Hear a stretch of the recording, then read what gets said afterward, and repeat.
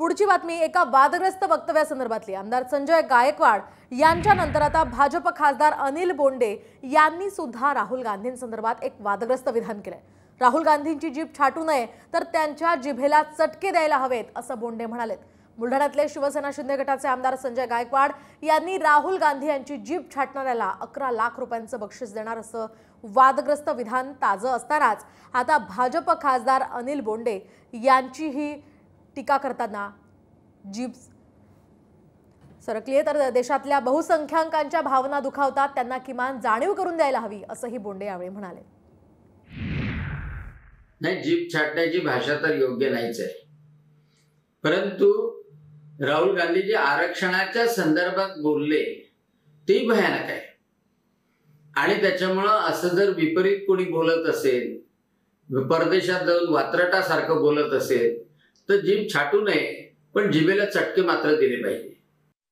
संदर्भात बोलण्यासाठी आपल्या सोबत काँग्रेस नेत्या यशोमती ठाकूर फोन लाईन वरून आहेत। यशोमतीजी, आपण पाहतोय खरं तर ही परंपराच एक झालेली आपण सध्या पाहतोय, तर संजय गायकवाडांनंतर आणखी एका नेत्याचा हा प्रताप आहे। राहुल गांधी यांच्या संदर्भात एक वादग्रस्त वक्तव्य अनिल बोंडे यांनी केलंय, कसं पाहता या सगळ्याकडे?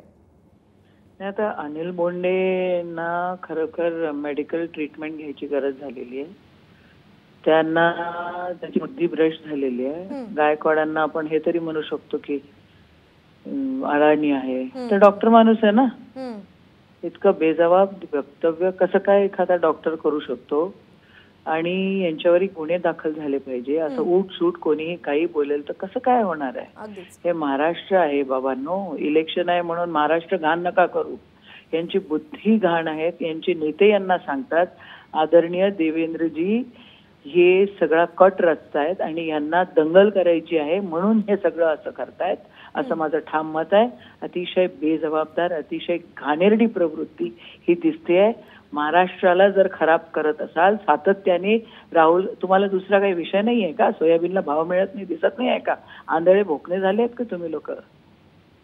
वात्रट लोक आहेत हे लोक, यांना सामाजिक अशांतता बिघडवायची आहे म्हणून हे असं वात्रटपणा करतायत आणि काही करून आपण चर्चेमध्ये आलो पाहिजे, हाही उद्देश डॉक्टर बोंडेचा असू शकतो। मूर्ख माणूस आहे।